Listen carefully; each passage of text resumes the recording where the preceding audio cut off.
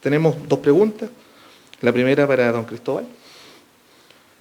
¿Cómo ve la complementación y trabajo conjunto, incluyendo luego la capacitación del Ministerio de Medio Ambiente y la Superintendencia de Medio Ambiente, al Ministerio Público, a los jueces penales, pero sobre todo, la pregunta versa a la PDI y a Carabineros para investigar delitos técnicamente tan complejos? Ahí, primera pregunta y después, si quiere Cristóbal contesta, y después hacemos la siguiente. Tiene que aprender el... Yo creo que eso va a ser complejo. El Ministerio Público, el Carabinero y la PDI son bien celosos de su trabajo. Hay colaboración, sobre todo en investigación. Muchas veces estas investigaciones para constituir prueba que pueda pasar por el control de los tribunales de justicia son trabajos de años. Entonces, es muy difícil de hacer. Y bueno, vemos que finalmente eso falla en otros tipos de delitos. Muchas veces la investigación es la que no respalda los fallos y no es un tema del Poder Judicial, sino más bien de las pruebas que se ponen ante los jueces. En materia tributaria es interesante y en Estados Unidos está hecho así en materia ambiental, que es la Agencia de Protección Ambiental de Estados Unidos la que tiene la primera instancia en materia penal también. Entonces va coordinando sus movimientos internamente y siempre teniendo esta potestad. En Chile es lo que sucede con impuestos internos, ¿cierto? Impuestos internos es el que decide o no querellarse.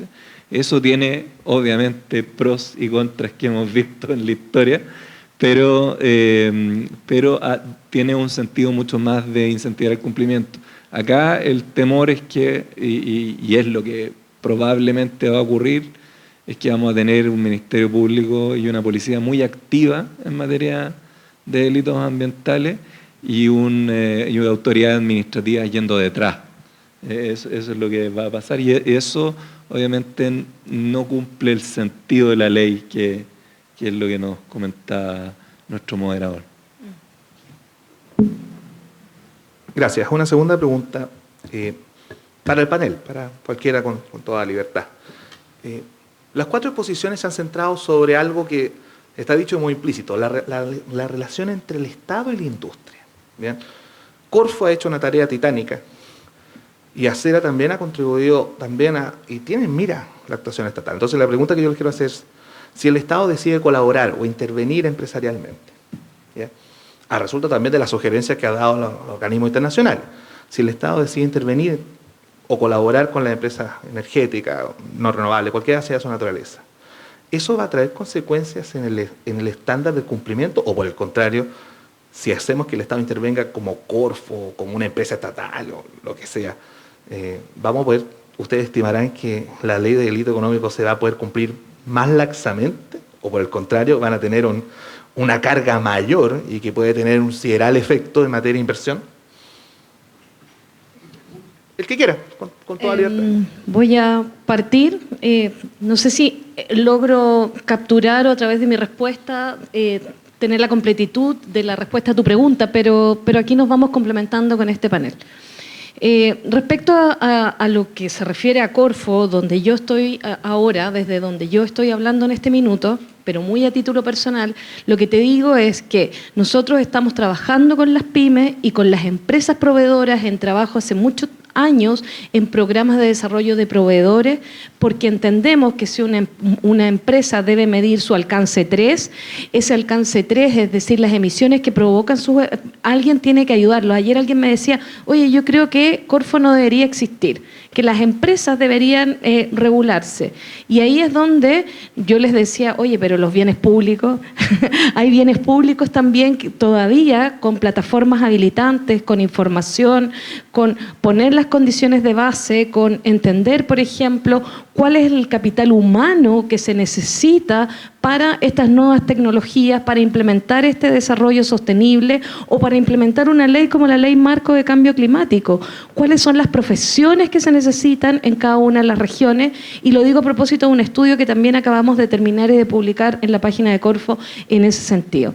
Entonces, desde la mirada de lo que hace la Corfo, no hoy día como en la ley de delitos económicos, sino en el establecer las condiciones habilitantes, está el trabajo con el capital humano y con el capital social y relacional para que las empresas y sobre todo los emprendedores y las startups y las empresas de menor tamaño puedan subirse a este carro. Entonces tiene que ver con condiciones habilitantes. Ahora, ¿cuál va a ser la responsabilidad? Estaba leyendo un fallo, justo le decía a Cristóbal, que el año pasado, un fallo, o este año, no recuerdo bien, donde por el accidente de Turbus en Taltal, sus gerentes de mantenimiento están con medidas de arraigo nacional y otras medidas cautelares. Entonces tú dices, ¿cuál es el alcance que va a tener? Es insospechado. Yo creo que por eso el revuelo de este simposio, porque todavía no sabemos cómo se van a aplicar, cuál va a ser la ferocidad o las ganas que van a tener los fiscales de penalizar esto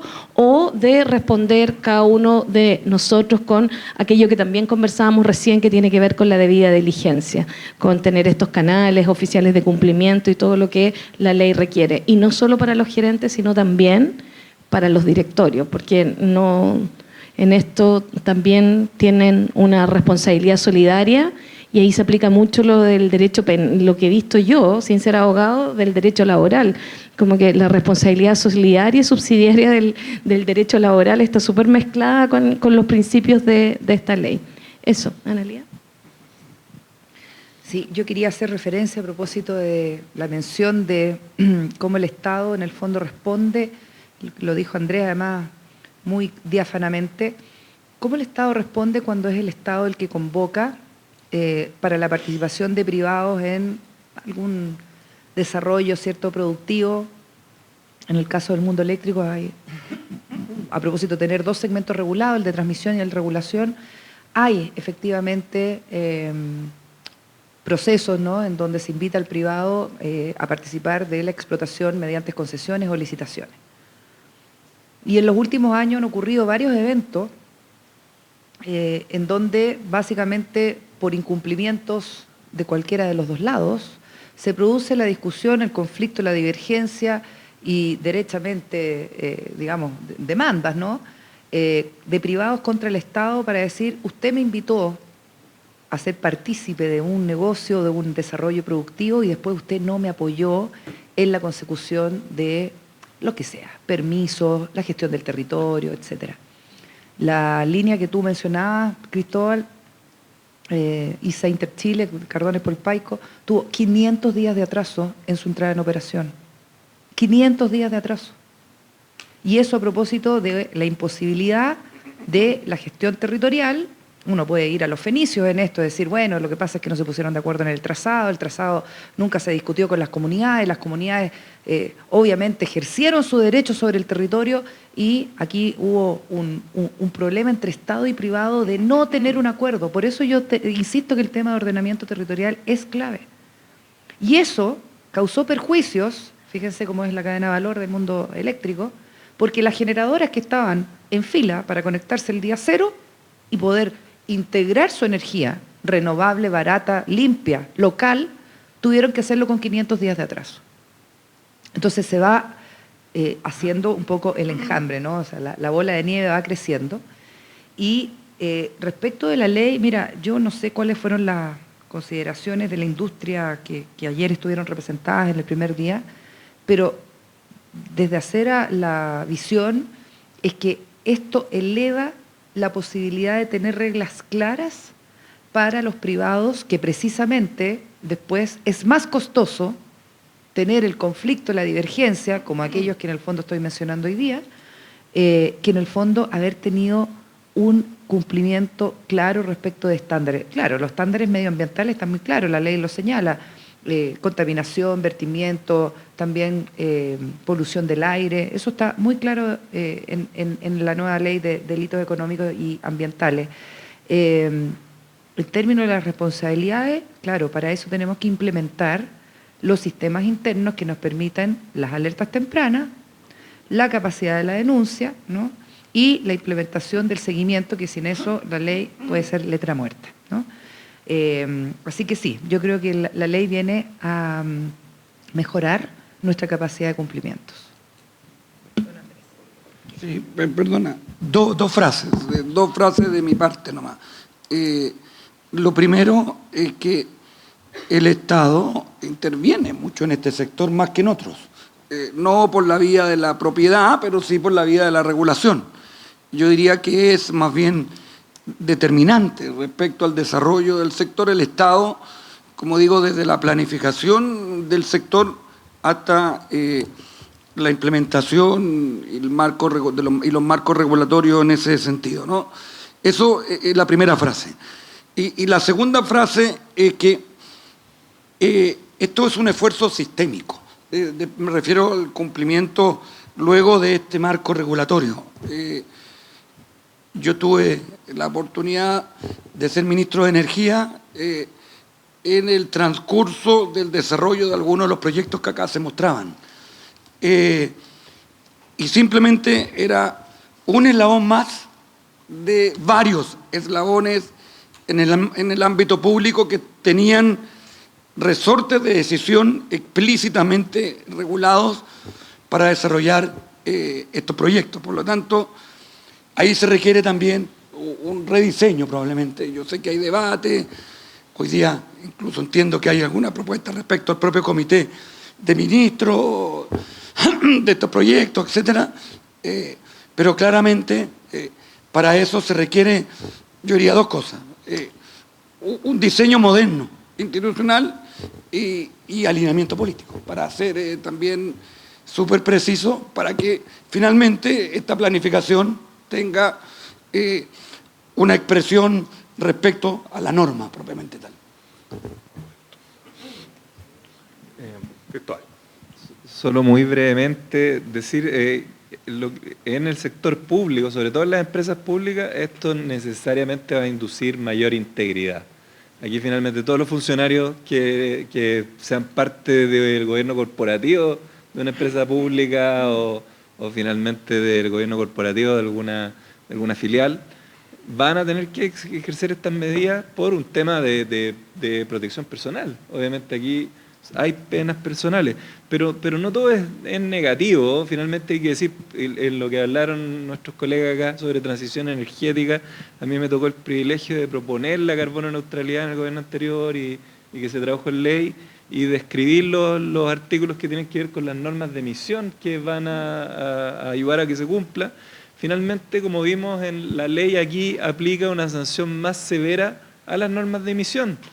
Entonces ya lo teníamos para el impuesto verde. Esto va a ayudar a que la política climática se construya con mayor integridad también. Obviamente que es mucho más exigente, pero nos va a dar mucha más certeza de que aquí las metas se van a cumplir sí o sí. Así que el único tema que puede ser preocupante es el tema de los tiempos, porque obviamente que aquí el incentivo, vimos líneas de transmisión que estaban atrasadas y se entiende que la empresa quiere apurar el tranco, acá va a tener que ver si su apetito por el riesgo, por evitar la multa, va a ser lo suficientemente alto como para apurar los 500 días o demorarse más.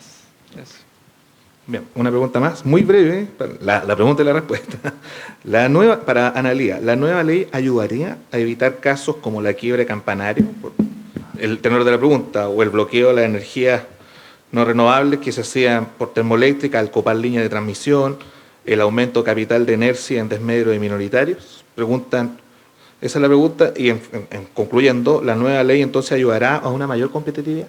Sí, oye, yo el tema de la competencia creo que, o sea, la otra cara de la moneda de esta discusión. Fíjense que en el sector eléctrico la irrupción de las energías renovables trajo dos cosas. Evidentemente el aporte de la disminución de gases de efecto invernadero de un sector que es crítico para esos GEI, ¿cierto?, del mundo de la energía. Pero además trajo consigo competencia. Competencia, un valor que para nosotros los ingenieros comerciales, igual que Peter, ¿no? De la Facultad de Economía de la Católica, Tomás, perdón, estábamos muy atentos, ¿cierto?, siempre a medir y a considerar, porque es parte de las condiciones deseables de los mercados, ¿no? En el año 2003 habían 20 generadores en Chile, 20 generadores operaban en el sistema eléctrico. Hoy día hay más de 500 coordinados, son 168 generadores, pero son 500 y tantos coordinados, o sea, tienen mucho más, ¿no?, expansión y participación, nuevas unidades y nuevas empresas que antes no estaban en el mercado. La ley, en el foco de la pregunta, viene a elevar nuestros estándares y la atención que nosotros tenemos que también velar a propósito de estos comportamientos pro competencia que debemos tener y mantener en el sector. No basta simplemente con un indicador del número de empresas que participan en un sector para hacer que este mercado sea competitivo. Hay muchas otras condiciones y hay verdadera literatura respecto, ¿cierto?, los expertos en competencia sabrán cuáles son esos indicadores. Pero evidentemente, al final, tener mecanismos de compliance y para velar que las prácticas que en el fondo se ejerzan en un mercado tienen que conducir a esta mayor competencia. Yo creo que la ley va en esa línea, fíjate. Primero porque impone sanciones que antes eran de carácter administrativo, las eleva a carácter en el fondo penal, ¿no? Y eso es un gran remesón. Segundo, fíjate que a propósito de los gremios, yo que represento un gremio, hay un capítulo especial de la ley respecto de cómo se generan las conductas apropiadas para la competencia a propósito de las experiencias en la industria, otras industrias, ¿cierto?, en donde la colusión y prácticas anticompetitivas han sido precisamente promovidas y han sido, de hecho, generadas al interior de los gremios, ¿no? Una de las sanciones más importantes de la ley de competencia, a propósito del caso de los pollos, fue la disolución del gremio. Entonces, ¿cómo esto no va a ser un gran punto, ¿cierto?, de inflexión para nosotros poder tener muy conscientemente esas prácticas de competencia que tenemos que elevar? No sé si podría haber esta ley evitado la quiebra campanario, porque eso se debe a otro tipo de circunstancias y condiciones de participación, ¿cierto?, de mercado. Campanario es, no sé, el ícono del corte de gas, ¿no? Y la imposibilidad de suministrar energía, una energía que estaba comprometida en un contrato, ¿cierto?, con agentes regulados y que no podía producir energía porque había un corte de gas, ¿ya? No sé si eso eleva a esto, pero sí seguramente va a haber una atención de estándares de los ejecutivos de las empresas eléctricas, que sabemos además, tenemos varios temas que no son precisamente parte de la competencia. Tenemos siempre asimetría de información. La asimetría de información es una condición propia del sector eléctrico y es propia de muchos sectores donde hay agentes, en el fondo, con mucha concentración no solamente de poder, sino de la actividad, desde las cifras de la actividad, ¿no? Así que yo creo que todo lo que tenga que ver con poner el énfasis en que esto tenemos que elevar comportamientos y elevar estándares va a estar en la línea correcta de esta triada: descarbonización, más renovables, ¿cierto?, y competencia que queremos perseguir. Bien, con esas respuestas damos término a este panel y desde ya muchas gracias a todos y a cada uno de ustedes, y creo que los expositores merecen un gran aplauso.